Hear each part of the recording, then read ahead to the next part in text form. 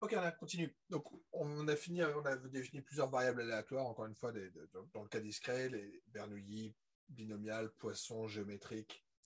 Euh, Puis on avait fait une petite digression avec Zipf et avec Bernford. Donc là, on va revenir sur deux concepts fondamentaux en probabilité qui sont les espérances et, euh, et variance, donc, qui sont deux grandeurs particulièrement importantes pour ce qu'on va appeler résumer en fait l'information qu'on a sur une variable aléatoire. Okay. Donc, des fois, la distribution complète ne nous intéressera pas. Enfin, il y a beaucoup de cas pour lesquels ça peut être intéressant d'avoir une distribution, mais récupérer une fonction ou une suite ou un ensemble assez grand de points peut être compliqué et on veut des choses beaucoup plus simples. Donc la première grandeur, c'est l'espérance mathématique, donc, qui est ce premier objet. Donc, pour faire très très simple, là aussi je vous renvoie à des cours de niveau collégial, ou même avant, je pense que ça se fait dès le secondaire. Quand on a une variable aléatoire x qui prend k valeurs, donc x1, x2, xk, avec une fonction de masse f, alors dans ces cas-là, l'espérance, c'est tout simplement cette somme, qui est la somme des f des xi multiplié par xi. Okay, désolé, j'ai encore vraiment des soucis de connexion sur mon airport. Donc voilà, donc je me retrouve avec une somme de k termes. Donc ça va être xi multiplié par la probabilité, donc la valeur que vous obtenez multipliée par cette probabilité-là, plus x2 multiplié par la probabilité de tomber sur x2 et toutes ces choses-là. Okay, donc c'est la définition de cette espérance, ce qu'on appelle aussi l'espérance mathématique. Et donc, c'est ça qu'on va utiliser abondamment par la suite. Donc, ce que je note, espérance de grand X, c'est tout simplement, alors si jamais j'utilise une notation un peu plus synthétique, c'est X, la somme sur tous les X des XF de X. Okay, donc, c'est ça qu'on va utiliser. Alors, à condition que cette somme existe, ça j'en parlerai un tout petit peu un moment plus tard, parce que X peut devenir très très grand. Okay, il peut y avoir des cas pour lesquels on pourrait avoir, on peut tomber sur 1 million, mais peut-être avec une chance qui est infiniment petite. Okay, donc voilà, donc, en particulier, pensez à la loi de Poisson. La loi de Poisson, elle peut prendre potentiellement des valeurs avec un K qui va jusqu'à l'infini. Okay, bon, sauf qu'il s'avère que son espérance est finie. Voilà, donc, on peut calculer ce genre de choses. Un petit point un peu technique, l'espérance d'une somme, c'est la somme des espérances. Okay, je ne vais pas le démontrer parce que c'est en particulier dans cet exemple-là, c'est un peu tordu, mais c'est lié à la propriété, des propriétés, enfin, c'est des sommations de sommes en fait. Donc il n'y a pas de souci pour faire ça. Alors, je vais juste reprendre quelque chose d'un petit peu particulier sur les variables indicatrices. J'en avais parlé un tout petit peu. Les indicatrices, c'est un outil assez important quand on veut, en tout cas en termes d'écriture d'objets. Okay, donc, quand j'ai des événements qui surviennent, je peux introduire des indicatrices tout simplement pour passer de quelque chose d'un peu formel à des nombres. Okay, l'intérêt des indicatrices, c'est de quantifier peut-être des ensembles un petit peu tordus. Par exemple, si jamais je vous dis des pile ou face, j'avais dit dès le départ, c'est des variables Bernoulli, mais en fait, formellement, pile ou face, ce sont des valeurs faciales, pile ou face, que vous obtenez sur une pièce. Et comment est-ce que je passe à un nombre? Tout simplement en disant, l'événement, je tombe sur pile, je vais l'interpréter comme étant un 1. Donc en fait, je vais avoir cet événement A qui est la pièce est tombée sur pile. Et je vais m'intéresser à l'indicatrice du fait que je sois tombé sur 1. Voilà, donc cette indicatrice me permet de passer des ensembles à des nombres, en particulier des nombres qui sont 0 ou 1. Okay, ça pourrait être le cas, par exemple, pour les cartes. Okay, vous vous intéressez à piger des cartes. Je peux avoir mon ensemble oméga, c'est l'ensemble de toutes les cartes possibles. A, ça serait tous les carreaux. Okay, et je m'intéresse à la probabilité de tomber sur un carreau. En fait, je peux m'intéresser à cette indicatrice du fait que est-ce que je suis tombé sur un carreau. Donc, ça vaudra 1 si jamais ma carte que je pige est un carreau, 0 sinon. Okay, donc, les indicatrices sont des outils assez intéressants. Le gros avantage de ces indicatrices, c'est qu'en fait, il y a des liens très très propres entre les ensembles, en particulier quand je m'amuse à faire des intersections et des réunions, et les indicatrices. Okay, c'est un petit peu ce que j'essaie d'expliquer dans ce slide suivant. Donc ici, je mets des 1 quand je suis tombé dans cet ensemble. Alors forcément, je dessine de la même couleur, donc on ne voit rien. Donc, si jamais je mets un 1 dans mon ensemble rouge et des 0 ailleurs, dans ces cas-là, j'ai défini l'indicatrice des 1. L'indicatrice de B, dans le second, c'est je mets un 1 dès lors que je suis tombé dans B et 0 ailleurs. Okay, et ce qui est marrant, c'est que quand vous regardez par exemple les intersections, les réunions, dans ces cas-là, on peut les interpréter comme étant des maximums ou des minimums d'indicatrices. Okay, je pourrais aussi faire des produits ou toutes sortes de choses. Enfin, voilà. Il y a pas mal de choses qu'on peut faire formellement avec ces fonctions indicatrices qui sont définies sur des ensembles et qui permettent en fait de faire un lien propre entre les indicatrices et les nombres. Puis encore une fois, on a besoin de quantifier. Et surtout, quand je fais des espérances, je somme des grandeurs. Okay, et en fait, un point assez important qu'il faut retenir, c'est qu'en fait, quand je m'intéresse à ces indicatrices, donc les indicatrices sont formellement des variables 0,1, donc ce sont des Bernoulli. Okay, et en fait, on a une propriété assez marrante qui est que les espérances d'indicatrices s'interprètent tout simplement comme des probabilités. Okay, donc il y a vraiment des liens très très forts entre les probabilités d'ensemble telles qu'on l'avait fait dans la série de slide numéro 3 et les calculs qu'on va faire à partir de maintenant sur des espèces d'espérances. Okay, et donc on a pas mal de petites propriétés comme ça qui en découlent. Donc c'est ce que je vous raconte ici, par exemple l'espérance de l'indicatrice d'une réunion, je peux le voir comme étant des espérances d'indicatrices sur des événements potentiellement disjoints, ce genre de choses. Okay, donc gardez juste ça en tête. Je n'ai pas mis d'étoiles, mais voilà, si jamais vous comprenez ce que je raconte ici, vous verrez, ça simplifie pas mal de choses. Tous ceux qui ont fait un peu de logique formelle, en fait, c'est des choses qui sont assez évidentes, ce que je raconte ici. Ok, on va faire des petits exemples pour jouer, parce que c'était plus marrant de calculer des espérances sur des exemples. Lancer de dés. Okay, donc c'est assez facile. Je lance un dé, je me demande quelle est la. Donc ce qui m'intéresse, c'est la face apparente du dé. Et X, c'est cette face, et je me demande quelle est l'espérance de la face apparente. Okay. Donc vous devez tous savoir que c'est à peu près 3,5. Okay.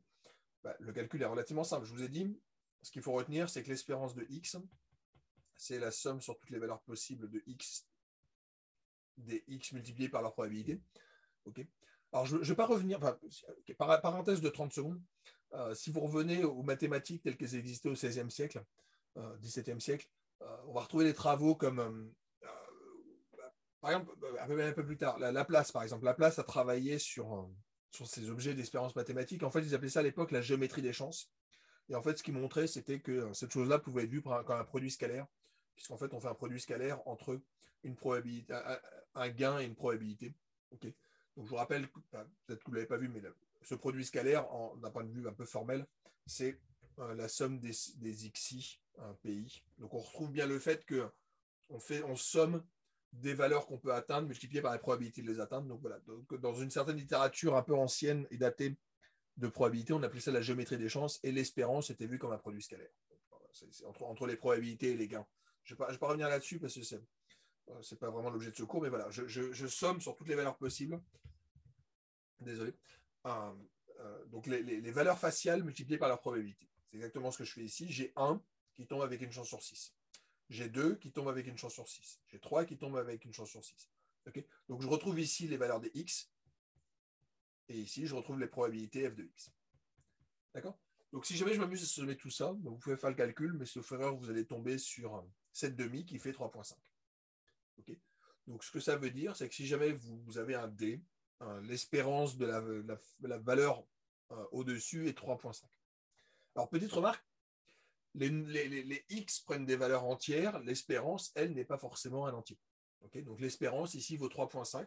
Donc on est en espérance compris entre 3 et 4. D'accord? Donc c'est vraiment, voilà, je reviendrai un peu sur les interprétations de cette espérance, mais voilà, c'est ça que ça veut dire. Je peux vérifier numériquement d'ailleurs, sous R, donc je fais la somme des 1 à 6, puisqu'en fait c'est ce qui est caché ici. Hein. Je peux mettre en facteur 1 sixième, donc ça me fait 1 sixième multiplié par 1 plus 2 plus 3 plus jusqu'à 6. Et cette somme-là me fait 3,5. Donc effectivement, mon espérance est bien égale à 1,5. Tout à l'heure, je disais l'espérance est linéaire, dans le sens où quand vous avez deux variables aléatoires et que vous les sommez, l'espérance de la somme est la somme des espérances. Donc ça, si vous voulez retenir une seule phrase de cette capsule, ça va être ça. Enfin, j'aimerais bien que vous en reteniez plus, mais en fait, celle-là est importante. Et en fait, ça vous permet de gagner beaucoup de temps. Alors, je vais juste prendre un petit exemple. Maintenant, je lance 2 dés.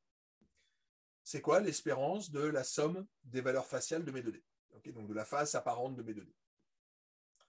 Première approche, cet objet-là, ce x1 plus x2, je le vois comme étant une variable aléatoire. Ça va devenir une nouvelle variable aléatoire. Alors, je vais l'appeler peut-être y. Y, c'est x1 plus x2. Et je pourrais essayer de décrire sa loi. Okay, c'est ce que je vous dis depuis le début. Alors, je n'avais peut-être pas insisté, mais pour calculer une espérance, il me faut la loi. Okay, donc, la première étape, c'est de dire, OK, les valeurs numériques, je peux les obtenir. Je lance 2 dés, donc les valeurs, ça va être 2, 3, 4, 5, 6 jusqu'à 12. Maintenant, il me faut les probabilités. Donc là, je vais faire un tout petit peu de combinatoire, mais je peux récupérer en fait la loi associée à cette variable y. Donc, je vais avoir qu'en fait, l'espérance de y, bah, c'est tout simplement la somme possible sur les valeurs de y. Alors, je vais appeler ça g. G de y, qui est la distribution de masse, en fait, associée à cette variable-là. Donc, ça, c'est l'approche numéro 1. La réponse numéro 2, c'est, vous avez appris le cours, vous savez que l'espérance d'une somme, c'est la somme des espérances. L'espérance faciale du premier dé, c'est 3,5. L'espérance faciale du deuxième dé, c'est 3,5. À partir du moment où je lance mes deux dés, ils sont indépendants, blablabla, il n'y a pas de souci, on va l'utiliser abondamment, mais voilà, je connais les faces apparentes de mes deux dés, donc je peux récupérer comme ça les deux espérances de 3,5. Donc la somme des espérances, c'est la somme des espérances, et donc je récupère 3,5 fois 2. Donc normalement, je devrais tomber sur 7. Donc je connais déjà le résultat, ça vaut 7. Mais supposons que je n'ai pas compris cette histoire de linéarité, ben dans ces cas, je me lance dans des calculs. L'espérance d'une variable aléatoire, c'est la somme des valeurs atteignables multipliée par la masse de probabilité. Donc il faut se farcir le calcul de cette masse de probabilité. Ben, allons-y. Je vous ai mis ici les valeurs possibles pour x1, je vous mets ici les valeurs possibles pour x2, puis on regarde toutes les probas. Donc ici, je vous ai fait en fait le tableau des probabilités jointes, parce que j'avais dû noter un petit f de x1, x2, okay, dans la petite capsule que j'avais faite où je définissais en particulier l'indépendance. Okay. En fait, comme j'ai supposé que j'avais des tirages indépendants, bah, j'ai une chance sur 36 à chaque fois. D'accord. Donc en fait, effectivement, sur les 36 valeurs possibles, chacune est équiprobable et je tombe avec une chance sur 36. À partir du moment où j'ai une chance sur 36, on peut calculer la probabilité de tomber sur chacune des faces. Par exemple, si jamais je me dis que la somme est égale à 1, quand est-ce que je tombe sur... Pardon, la somme ne peut pas être égale à 1. Supposons que je vous dise que la somme soit égale à 2. Il y a une seule possibilité de tomber sur 2, c'est que les deux soient tombés sur 1. Et dans ces cas-là, ma masse, G de 1, pardon, G de 2 est égale à 1 sur 36. J'ai une chance sur 36 d'obtenir 1 et 1. Si jamais je m'intéressais à tomber sur la valeur Y qui vaut 3, il y a deux solutions. Soit je suis tombé sur 1 et sur 2, soit je suis tombé sur 2 et sur 1. Ce qui correspond techniquement à ces deux probabilités. Donc j'ai une chance sur 36 d'avoir obtenu 2, 1, une chance sur 36 d'avoir obtenu 1, 2, donc ça me fait 2 chances sur 36. On va prendre un nombre un peu plus grand. Supposons que je veuille une somme à 7. Pour être tombé sur 7, soit je suis tombé sur 1, 6, pardon, 6, 1, il y avait une chance sur 6, sur 36. Soit je suis tombé sur 5, 2, il y avait une chance sur 36. Une chance sur 36 de tomber sur 4, 3. Une chance sur 36 de tomber sur 3, 4. Et donc, quand je somme tout ça, j'ai 3 chances sur 36 de tomber sur 7. G de 7 est égal à 6 sur 36. Et en fait, si vous regardez, alors je vais effacer un petit peu, en fait, les probabilités qui sont indiquées ici correspondent à mes distributions de masse. Ici, j'ai 2, ici, j'ai 3, 4, 5, 6, 7, 8, 9, 10, 11, 12. Okay. Donc, j'ai mes différentes probabilités qui sont données ici sur les bords. Dans ces cas, je peux faire le calcul. Ma probabilité, ça va être quoi? Ça va être très exactement 2 multiplié par 1 sur 36, plus 3 multiplié par 2 sur 36, plus 4 multiplié par 3 sur 36, puis vous continuez comme ça. Okay. Donc, si jamais vous faites le calcul propre, alors je l'ai fait directement avec R. Donc en fait, je vais avoir mes valeurs faciales. Donc, les valeurs faciales, elles sont indiquées ici. Y, il va aller de 2 jusqu'à 12. Je multiplie par les probabilités. Alors, les probabilités, on les a vues. Elles vont de 1 jusqu'à 6, puis ensuite elles redescendent jusqu'à 1, divisé par 36. Donc, c'est ce que je raconte ici. 1, 2, 3, 4, 5, 6, 5, 4, 3, 2, 1, divisé par 36. Et je somme tout ça. Et je tombe sur 7. Donc, ça marche. Okay. Simplement, ce n'est peut-être pas la solution la plus simple. Parce que si jamais je vous dis, j'ai lancé 6 dés, quelle est la valeur moyenne du gain que je vais avoir en sommant les sommes des valeurs observées sur les faces apparentes de mes dés. Soit vous farcissez le calcul de toutes les valeurs possibles, c'est-à-dire qu'on devrait, sauf erreur, on devrait pouvoir tomber sur la plus petite valeur, ça doit être 6, 7, 8, 9, 10, et on peut aller jusqu'à 36. Okay, donc vous calculez toutes les valeurs possibles, ce qui est peut-être un peu fastidieux. Soit vous vous dites, c'est facile. J'ai lancé 6 dés. Chacun des dés, je tombe en moyenne sur 3,5. Donc je fais 3 fois 6 fois 3,5, ce qui devrait normalement vous donner 21, quelque chose comme ça. Okay. Donc, cette histoire de propriété un peu formelle de l'espérance, comme étant un opérateur linéaire, c'est très très utile quand vous commencez à faire des sommes, essentiellement parce que les sommes, c'est compliqué. Il y a un point dont je n'ai pas non plus parlé, c'est le fait que, pour l'instant, je reviens juste sur ma propriété parce qu'elle est importante et apprenez-la proprement. Je n'ai pas parlé d'indépendance. Okay. Cette propriété, elle est vraie tout le temps. L'espérance d'une somme est égale à la somme des espérances, peu importe que les événements soient indépendants ou pas. Et ça, c'est génial. C'est génial parce que cette propriété, ça veut dire que je peux faire des calculs très simples. Alors que calculer la loi d'une somme, si jamais ce n'était pas indépendant, ce serait vraiment compliqué. Okay, donc, souvenez-vous juste que cette espérance d'une somme égale à la somme des espérances, c'est vraiment quelque chose d'important. Ok, je reprends mon petit exemple que j'avais mis en introduction de cette série de slides où j'avais dit, je prends une variable x qui prend 5 valeurs, moins 2, moins 1, 0, 1, 3, et je veux calculer son espérance. On se lance. Je tombe sur moins 2 avec une chance sur 10, sur moins 1 avec 3 chances sur 10, et donc comme ça, je peux calculer les différentes valeurs. Donc j'ai toutes mes valeurs x qui sont ici, j'ai les probabilités qui sont là, et donc je somme. Donc formellement, je me retrouve avec le moins 2 fois 1, je me retrouve avec le moins 1 fois 3, okay, puis je me retrouve avec mes valeurs, et en fait, on peut montrer que l'espérance, elle vaut 1,5. Okay, donc effectivement, si jamais je reviens sur ma notation de tantôt qui consistait à dire, vous définissez vos x, vous définissez vos p, et vous faites en gros la somme des xi fois pi, dans ces cas-là, vous devriez récupérer sur 1,5. Et c'est effectivement ce qu'on obtient numériquement. L'espérance de cette variable aléatoire, elle vaut bien 1,5. Okay, alors, je peux aller plus loin. Est-ce que je peux calculer l'espérance de la valeur absolue? Alors, pour calculer l'espérance de la valeur absolue, c'est facile. C'est facile. Il y a une petite étape conceptuelle, il y a une propriété qu'il faut bien retenir, c'est le fait que l'espérance d'une certaine fonction g de x, c'est la somme des g de x multipliée par la probabilité que x soit égal à petit x. Okay, si vous n'êtes pas convaincu, dites-vous juste, je lance un dé. Alors, la valeur absolue serait peut-être un mauvais exemple, peut-être qu'il faudrait que j'élève à la 2, parce que la valeur absolue d'un nombre entier, c'est toujours la même chose. Okay, je l'élève à la 2. C'est quoi l'espérance du gain si jamais je vous dis on lance une pièce, on lance un dé et je vous donne de l'argent qui correspond au carré de la face apparente. Vous tombez sur 4, je vous donne $16. Okay, dans ces cas-là, vous faites, j'ai une chance sur 6 de tomber sur 1, donc je vais avoir 1 sixième multiplié par 1 à la 2, c'est-à-dire 1 multiplié par 1 sixième. J'ai une chance sur 6 de tomber sur 2, mais dans ces cas-là, mon gain sera 2 à la 2. Okay, donc on voit que la décomposition, c'est toujours la probabilité de tomber sur chacune des faces, de tomber sur chacune des valeurs. Et ensuite, je mets la transformation qui est mon g de x. Okay, donc, techniquement, mon espérance de la valeur absolue de x, c'est la somme sur tous les x possibles de leur probabilité, multipliée par la valeur que je vais obtenir, donc ma transformation, ici, c'est la valeur absolue. Et quand je fais le calcul, j'ai mon 2 multiplié, mon moins 2, quand je pense à la valeur absolue, devient 2. Donc j'ai 2 multiplié par 1 dixième. Mon moins 1 devient 1, etc. Donc quand vous faites le calcul, en fait, on n'est plus sur 1,5, mais on passe à 3,5. Alors la bonne nouvelle, c'est que c'est plus grand, mais ça c'est logique. Okay, comme en moyenne, enfin voilà, tout à l'heure je peux tomber sur des valeurs négatives, toutes les valeurs négatives deviennent positives, et donc c'est logique, comme la valeur absolue de x est forcément plus grand, supérieur ou égal à x, c'est logique que son espérance soit plus grande. Okay, et donc, on tombe là-dessus. Donc on tombe sur ce 3,5 et je peux faire le calcul. La somme des valeurs absolues de x multipliée par p, c'est bien effectivement ce 3,5 qui vaut 1,5. Donc, petit point qu'on observe, et c'est un point qui est à mon avis assez important dans le cours, donc j'insiste, l'espérance de la valeur absolue de x n'est pas la valeur absolue de l'espérance de x. Okay, donc la propriété de linéarité d'espérance dont je parlais tout à l'heure, qui est de dire l'espérance de ax plus b, c'est linéaire, et donc on devrait avoir la a fois espérance de x plus b, ça marche quand vous avez une fonction linéaire et pas quand vous avez une fonction qui n'est pas linéaire. La valeur absolue n'est pas une fonction linéaire, c'est une fonction qui est linéaire par morceau, mais elle n'est pas linéaire du tout. Et dans ces cas-là, on n'a pas cette propriété. Okay, donc l'espérance de la valeur absolue n'est pas égale à la valeur absolue de l'espérance. Okay. Autre exemple, espérance de x à la 2. Donc j'en parlais pour un lancer de dé, mais je peux le faire sur ma petite variable ici. Dans ces cas-là, c'est tout simple. Je prends mes x à la 2, je multiplie par la probabilité.